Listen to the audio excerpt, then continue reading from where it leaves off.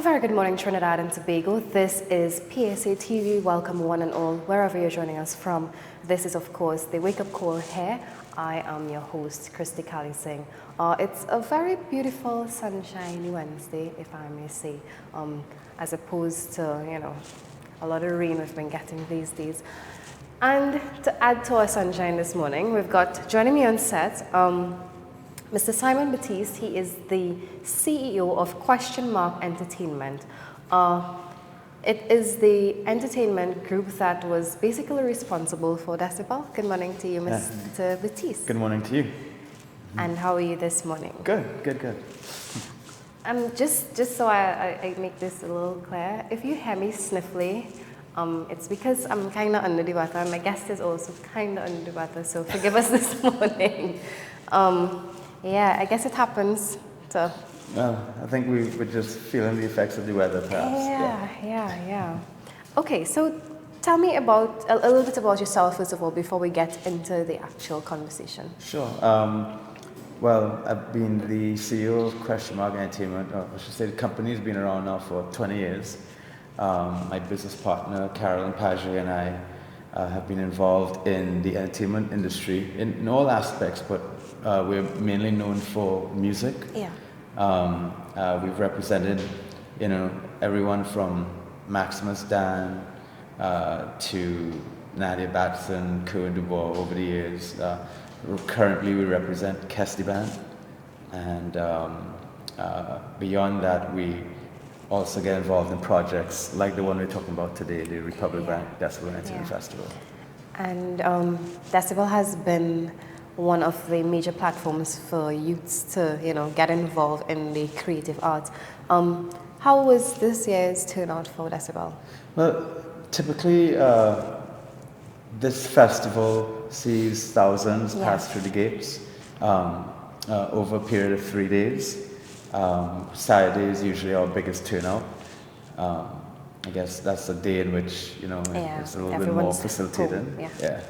And we've had a really enjoyable experience of working with various partners like Republic Bank and B-Mobile to produce this festival in the hope that it provides a platform that showcases the arts. What would you say is one thing that stood out to you in this year's Decibel Festival? Well, I think what stands out to me every year is the pool of talent that exists,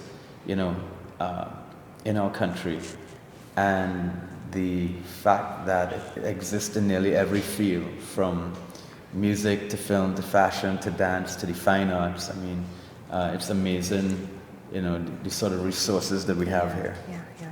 Do you think that sometimes perhaps we in this country, we sideline the creative arts, or do you think that enough is being done to showcase our talent, first of all? A trick question. Well, I mean, let's talk about the reality. We typically seem to put the arts on a back burner, right? I personally think that our greatest resource isn't really oil and gas or energy. I really think it's our people. I think it's, the talent we have and the ability to translate that into something that's far greater, But do you think that enough is being done to make our young people aware of the opportunities in creative arts?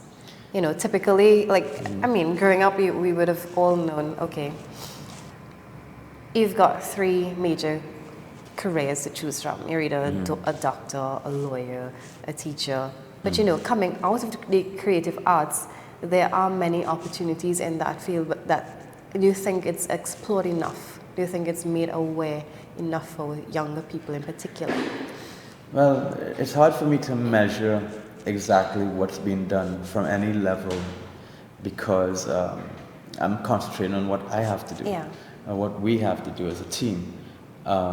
My assessment from visiting the various schools and having, a hand in programs that work throughout the year is that we can do more. This is not to say that it has to happen solely on the shoulders of government. I think from a private an individual standpoint, we need to find ways of getting more involved and developing the arts, because the reality is that in itself is the backbone to anything that you're looking at, even in sports, business, sciences, etc. If you can develop those cognitive skills, it helps with everything else. Yeah, you're absolutely right there. What led you to, first of all, get involved in the entertainment industry or music on the whole? I mean, I'm sure you just didn't wake up one morning and say, okay, I'm going to just... No, I did. I actually You did?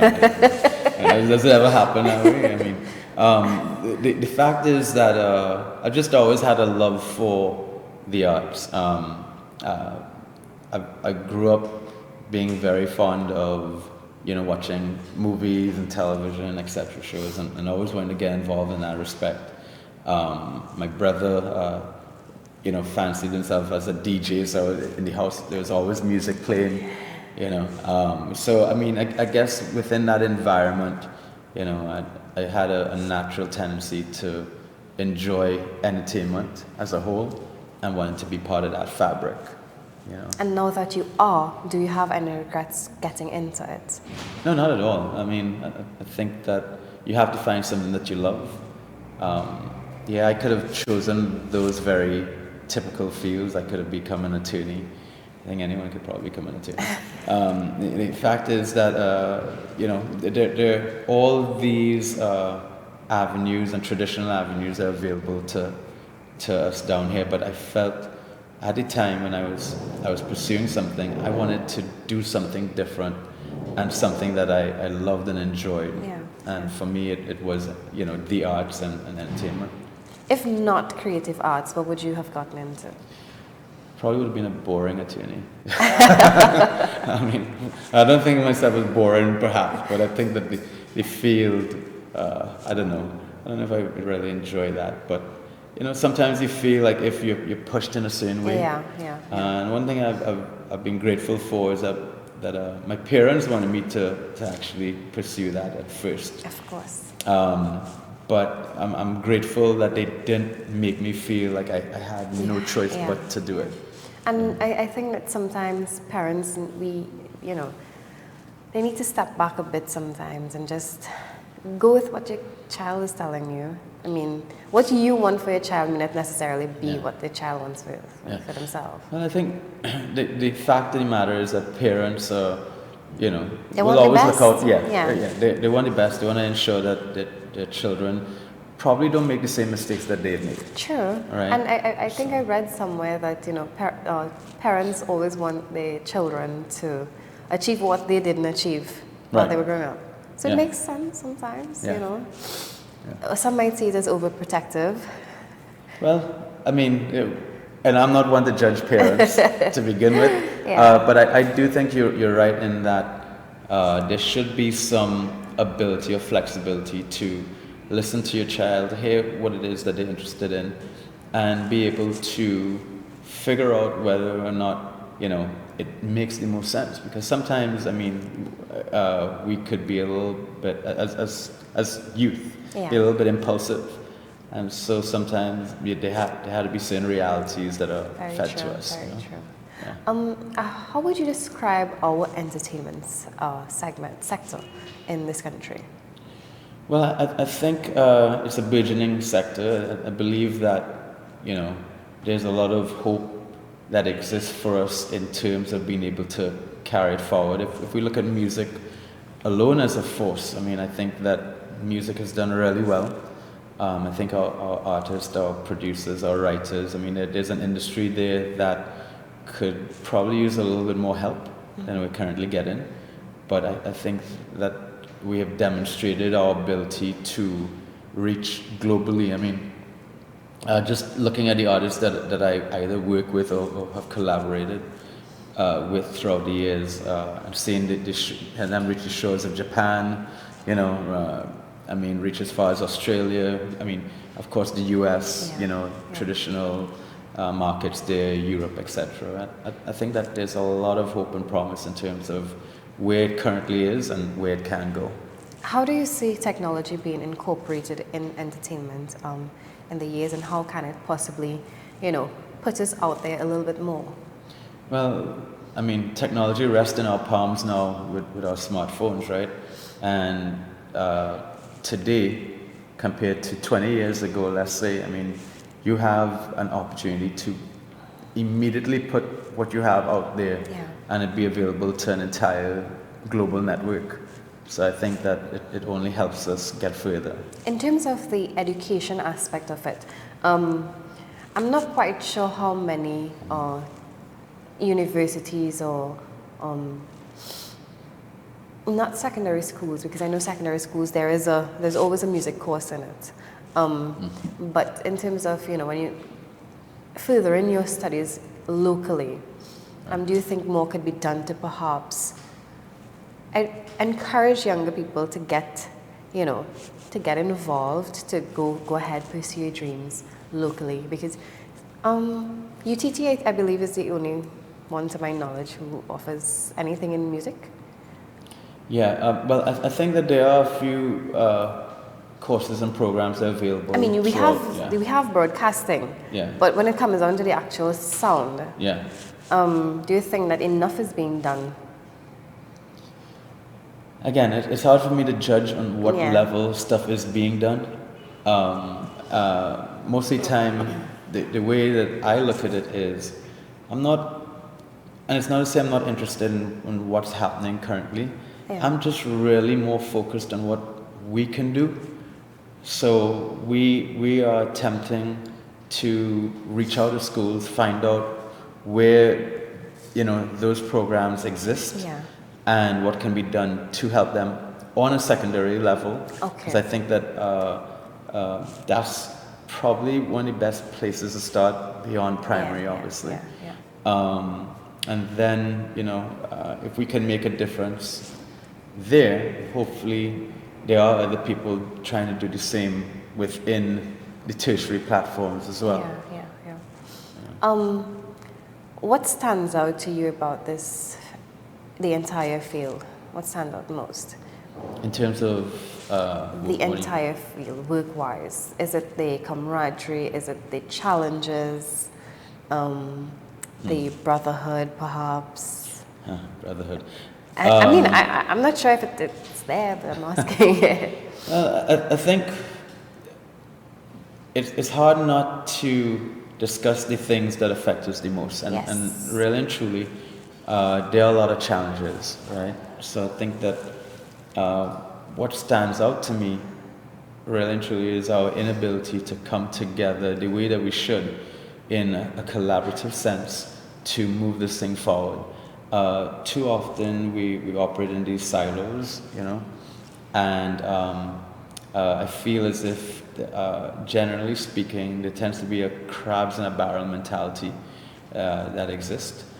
But, I mean, naturally, that will happen when, you have an industry that is it's sort of like fighting against one another. And I think it is changing. I think it is evolving from where I sit now compared to where it was 20 years ago. But I still do feel that we can all do a better job of coming together and really trying to figure out how to move this thing forward collectively, as opposed to just working within our individual post. And I think that happens in the majority of industries, especially the crab in the barrel mentality. But I mean, I do hope that someday, sooner rather than later, that that mentality changes. I think it will. It's not an overnight process. I don't think it will be. It never is. Yeah. So you've been in the entertainment industry for over 20 years, or 20? Roughly 20 years, yeah. Without giving out your age, of course. That's fine. Did you always think that you would have been this far in it? Touring, being responsible for one of the major events in the country? No, I don't think I've ever, how best to put it? you get involved in something, you have a vision for you where you Yeah. want to take it, and you work hard at it. And if it is, work hard, and it happens, I give thanks and blessings to, you know, to God, to the people around me, to my family and my friends who supported, and to the fans and the base that recognize the value in what it is that we do. I certainly never thought I would have the opportunity to liaise or work with, top government officials or major celebrities. I mean, we've had Will Smith here, who also provides support to the program. But the fact is that I'm no Nostradamus. No one ever really goes out thinking that it's going to happen that way.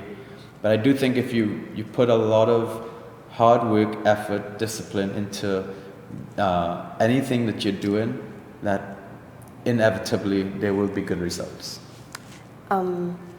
Let's talk a bit about this year's Decibel Festival. Mm-hmm. So you all had Inbal Lavi. Right. So we had Inbal Lavi and we had Ed Westwood. Yes. Those are two celebrities. Gossip Girl. Right. Chuck. We all know him as Chuck. What? First of all, who decides? Well, okay, we're going to approach this actor, actress, celebrity, as the case may be. What's the thought process that goes behind it? Right. Well, to be quite honest, it usually just comes down to who's available. Okay. Usually there are several agencies that are known for representing talent in the US, and we would send out feelers trying to get some form of feedback from them. They provide us with a list, and essentially we will attempt to host like focus groups and get feedback from those at school as to who they're interested in. Yeah. I don't personally. We don't bring in celebrities just for the hype or anything like that. I mean, it doesn't hurt. But yeah. But the fact is that we have to be aware of the environment that we live in. If me trying to expose young people to talent within the arts is not an easy sell. No, it's not. If I'm telling them or giving them names of those who are up and coming or emerging because they don't know them. But if I then throw in something that they're attracted to, the idea is that you take advantage of one thing so that they can see the sort of immense talent that's available to them locally, but even more so can inspire them to be that person to, hey, I want to do that, or I want to be behind the scenes. Yeah. I'm seeing here in an article done by Luke Titi, it says that for the first time this year, Decibel has separated the conference and entertainment festival, allowing each to be hosted as standalone events. Right. Is this something, first of all, what led to that? Well, I think that one tended to focus on the education side of it, Okay. and the other one focused more on the ability to showcase the talent that we had. And because both were rapidly growing in terms of their platforms, we felt that they needed their own space to breathe, right? But they still work pretty much hand in hand with one another. Is this something we can possibly see in the Decibel festivals to come? Very possible. I mean, right now we've already started. What was your turnout like, first of all? For which one? For this year's. This year's conference? Yeah. Wow. The conference was staged at the Center of Excellence, and we had nearly 2,500 students from over 40 schools throughout the country. Wow. And the actual festival itself? The actual festival itself probably draws, the numbers are typically well over 5,000. Okay. Yeah, So that's a very good turnout. Yeah, I mean, it can range from anywhere from 5,000 to 10,000 people. Okay. I mean, most of the time, obviously, the turnout is made up of young adults, but we tend to see some growth in terms of families who come out on a Sunday to enjoy, these various artistic platforms. Yeah. How important is a support system for anyone in the entertainment field? Or like what you do, for instance. How important is a support base? I think any field you look at, you need a support base, right? So I think what we could probably look at better, perhaps, is where that support base is coming from. Yeah. And the fact that we can't just depend on government. Like, it can't just be a situation where we sit down, it's like, what is the government doing? I don't think that's fair. I think that corporations need to get far more involved in being able to help. And the private sector as well. Yeah, correct. Yeah. Going forward, what does Question Mark Entertainment have up its sleeves? Well, I wish I knew. It's a question. Yeah, very much so. Well, I'll tell you this much. We've been very fortunate to work with, a lot of various people within the arts, and education obviously has been very important to us. But I think more so, we have discovered a desire or passion to find ways to fix the environment as well. We believe that it's something that our youth are far more interested in, and we too want to find a way to help take that mantle, that cause, moving forward. So in the future, we are currently trying to position ourselves to work with companies like Just Water, which is Jaden Smith's boxed water, along with other companies within the environmental sector, in the hope that we can take what we've learned from entertainment and merge it with obviously the environment, but more importantly involve a movement with our youth to get something going, something positive. Yeah. When you look at the youths today, first of all, do you think that they need that extra push, or they need that guidance? Do you think that it's there? Our youth? Yeah. I think there are a lot of distractions out there. I think that, they live in a time in which there are 500 plus channels to look at. There is from their phone or their laptop, there are literally millions of various choices, right, that are there. So I think that it must be difficult for any parent, right, or for any teacher to really get their students or the young ones focused on something, because they're battling with so many different elements to just get them there. So I think that maybe what we need more than anything else is the ability to create those guidelines where they can exercise the right, obviously, to check out various platforms, but at the same time, I do think it has to be measured. We need to find a way to just say, all right, and again, I'm not a parent, right? So I'm probably not the best to give this advice, but I do feel from dealing with so many young people, you almost need to at times take away those things from them and just say, all right, let's just focus. Let's have a conversation.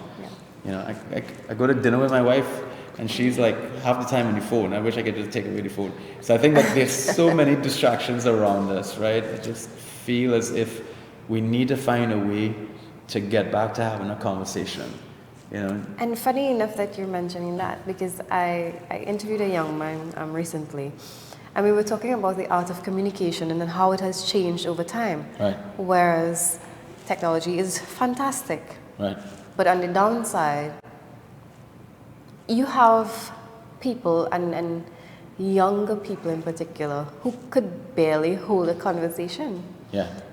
You know, you might Yeah. probably hear the LOLs come out and like, you know.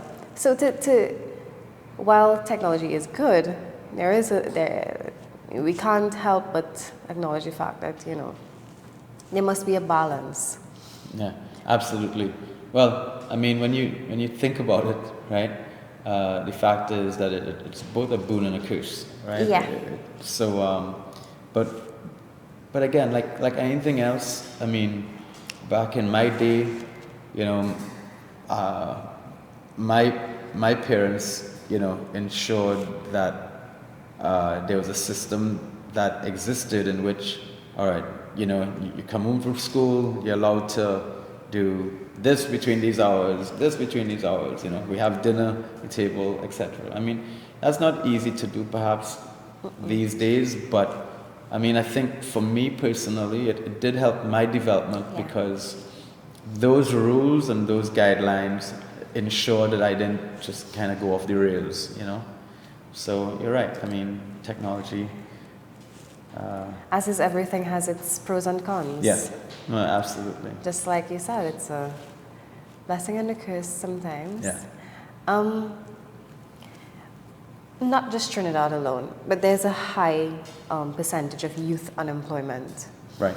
For the average youth who may be watching this morning, what are some fields that a young person can possibly get involved in the creative arts? Right. Wow. I mean, there's so many, to be honest. Top three. Well, I think fashion. Let's look at fashion as a Okay. field. I believe that we haven't really done a good job of measuring where our industry is at, for example, with Carnival, right? But there is no doubt that Carnival in itself is $1 billion industry. Okay? Between Boxing Day and Ash Wednesday, right? There's enough going on within that art form that I think, you know, young people who are interested, or young at heart, who are interested in getting into something different, there are avenues there. I mean, the new job titles seem to evolve and come up every day, you know. Creative directors, of course, you know, and fashion directors and photographers. And I think it makes it name attractive to the average youth, though. Well, yeah, and again, I mean, that's just one sector, but there are hundreds of jobs now in that sector. If you're looking at dance, I mean, everyone always sees the stage, but, you know, there are, of course, you know, choreographers, you know, responsible for the productions that are going on, and there are also stage managers and production designers and lighting designers, and then you get into film where you have, you know, beyond the filmmakers, you know, you have, just in a simple setting like this, you have, you know, 2 or 3 different jobs, and then on bigger sets you have 200 jobs, you know. Yeah. So I think that it's out there. I mean, to run through it would take a full day, and we only have 3 hours. 3 hours. Just to go back a bit on what you were talking about, production. Right. How much effort goes into planning an event like the Decibel Festival or Expo? I always say it starts the day after the festival. I mean, we literally spend our entire year working on it as a project, and that's because the festival is really a celebration of all the things that we do throughout the year. Okay. So we do internship programs, workshop placement programs. We work with organizations like Republic Bank, for example, to create grant and scholarship funding. We work with B Mobile to create a forum in which we explore all the jobs that are available within those 100 plus jobs. That that we're talking about. Yeah, and then we have to create a huge list for. So I mean, throughout the years, that process of knowing that, you know, our marketing and promotional advertising, so to speak, is based on the work that we do before we get to that point of actually staging the festival. Now, the entertainment industry is something that has slowly become saturated. What has been some of the growing concerns? And I don't want to say challenges, but some concerns you may have being someone who is more experienced in this field. You know, what are some things that probably concerns you? Well, from speaking to the creatives in every sector, I think the concern always comes down to funding, right? Everyone wants to grow. Everyone has a specific vision as to how to take something from point A to point B. But the fact is that without the necessary funding behind it, it takes that much longer to get there. So I think that I would say, sadly, perhaps, but the reality of it is that it requires some form of financial backing. And that's not easy to come by because you can't simply go to a bank and say, hey, I'm a musician, I see my career going in this direction, could you give me the money to do a music video? And it's just not going to happen, right? So we need to figure out how to create the environment, perhaps by investing in studios or platforms that can help anyone interested, have a resource center that they can go to and utilize so that they can go that much further. Is there an association or a body that represents anybody from the entertainment field? Well, there is an organization called Creative TT. Right. I believe there are 3 representative sectors: music, film, and fashion. But from my understanding of it, they probably don't have the kind of funding that they need in order to take their sectors forward. I mean, the last I'd heard, for example, with music was that they were given a budget of, and I could be wrong about this, I'm trying to remember what it was. I think it was like $1.5 to $2 million, right? Now, your average event can cost you $1.5 to $2 million. So I'm not really sure, I feel a little bit frightened almost for these sort of departments, because you literally have to figure out a way to energize the sector with hardly anything financially to work with. So I do think that we need to figure out a way to get more money into their hands. Yes, that's important, but there also has to be a vision and agenda that makes sense, because if you have the money but you don't necessarily know how to utilize it, that could also be a challenge. Wasted, And that's not to say that is the case with Creative TT. No. I'm just saying that we need to make sure that you can't put someone who is in charge of the environment in charge of entertainment. You know what I mean? They need to understand their field to make it work. And I think that most of the times when you see someone cross fields then. Now, it's a good thing because you get to learn as an individual yourself. But when it comes down to actually performing duties and carrying out responsibilities, like you rightly said, someone in the environment cannot fully carry out their duties in entertainment. Unless, of course, you studied and you have the required background checks, whatever. But too many times, and it brings back the question of unemployment, because I think that sometimes, it's the only thing that they can get involved in. So they just take an opportunity and they go with it. But from the upper heads, that is where we need to start. Well, I think that in anything that you look at, if there's some level of failure or I guess the inability for the organization to move forward, you do have to look at the leadership, right? But again, it requires the understanding that it's not just those at the top, it also are those who, form the body of the organization. So there's a lot that goes into creating anything successful. You have a football team, right? It's not just about the players on the field. If you don't have the right coaches, a strength and conditioning programs, ability to understand that training has to take place throughout the year, not just at certain points in the year, your diet and nutrition. You get where I'm coming from. There has to be a very holistic approach for anything to operate successfully. Government, non-profit organizations, corporations, you name it. What are some of the advantages of being in the entertainment industry? The advantage of being in the entertainment industry. Well, I would think what a lot of people think revolves around the glitz and the glamour. The idea that you get access into places that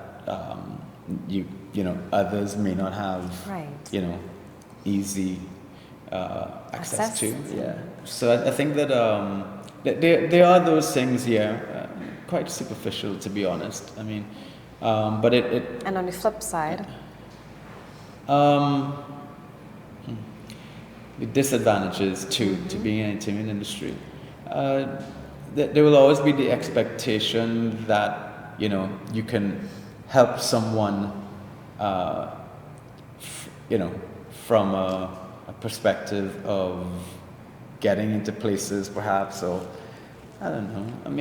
It's one of those things that I've never really given much thought to, I guess. Advantages and disadvantages to it.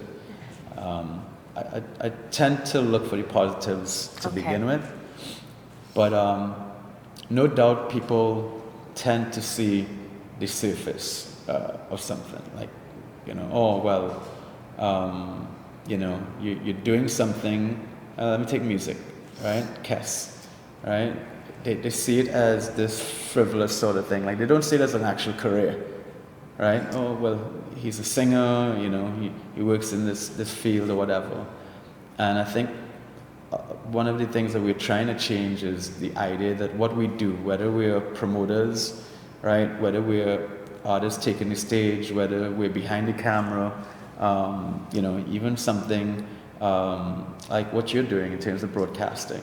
It's the idea that people recognize more that these are full-fledged careers that we're all involved in, and it's not just what we do in front of the camera on the stage. There's a lot of work that gets to the point where we're here.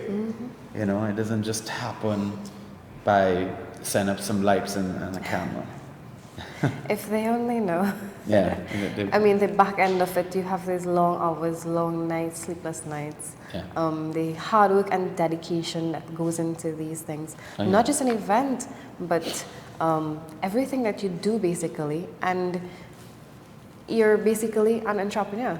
Yeah. So you have to set goals for yourself. And speaking about goals,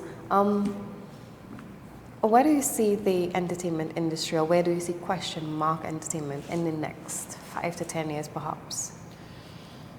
I would like to think that we're at the forefront of being able to bridge between what is happening on a local level and what can possibly happen internationally. I would like to think that the relationships we forged goes a couple steps further in our ability to not just seek placement, meaning not just the opportunity, for example, for someone to take the career to the next level, but hopefully what that means is that they can go somewhere, learn more from it in a different environment, but come back and give something. Give back. To our community as well. All right, so we just have about 1 minute to wrap things up. I'm going to ask you your advice to young people who may want to get involved in this field. Well, I think the most important advice that I can give is do your research. Really understand your field that you want to get into, the nuances, the fact that it is very demanding, very challenging, very competitive. But it can also be very rewarding, But if you're fooling yourself into believing that it doesn't require hard work, If you're in it for the glitz and glam. yeah, then I would suggest find another field. I say that all the time. Yeah. When people ask, like, okay, so how do you become a broadcaster or whatever it is? I'm like, you're just seeing this. You don't know what goes into everything that happens here. And it's the same thing with entertainment industry. People only say it's a well-executed show, but nobody really knows about what goes in behind everything. Yeah. I think as long as you understand that, you'll be fine. Yeah. Okay, so it's just about time where we wrap things up for this interview. I want to thank you so much for coming on this morning. Very interesting conversation there about the entertainment industry. Younger people who are watching, I hope you all have learned something today that, and we give respect to the artists as well, because, I think that sometimes we don't take entertainment industry seriously. Right. Like, it's just look like, okay, that's entertainment. Yeah. But you don't understand that, like you rightly said, so much goes on behind the scenes. Yeah. I think we're great ambassadors. I mean, when you think about it, it always is a little bit nerve-wracking for me personally when I know that a lot of these artists are working so hard. They're traveling to dozens of countries throughout the world. Yeah. They're spreading the love, joy, music of our culture and who we are, bringing in tourism, Yes. right, which has a value to it. And yet, I think that as ambassadors, they should be given certain rights and privileges. Even just coming through the airport, let them go through the diplomat's line, because they're doing far more work, in my opinion, than a lot of us are that are entitled to do roles that are supposed to do that. My God. Yeah. Well, I hope one day to come, sooner rather than later, we'll see that happening here. So, thank you so much for coming on this morning. Thank you for having me. All right, so this is PSA TV. We've been chatting this morning with the CEO of Question Mark Entertainment, Mr. Simon Baptiste. News is up next. Stay with us.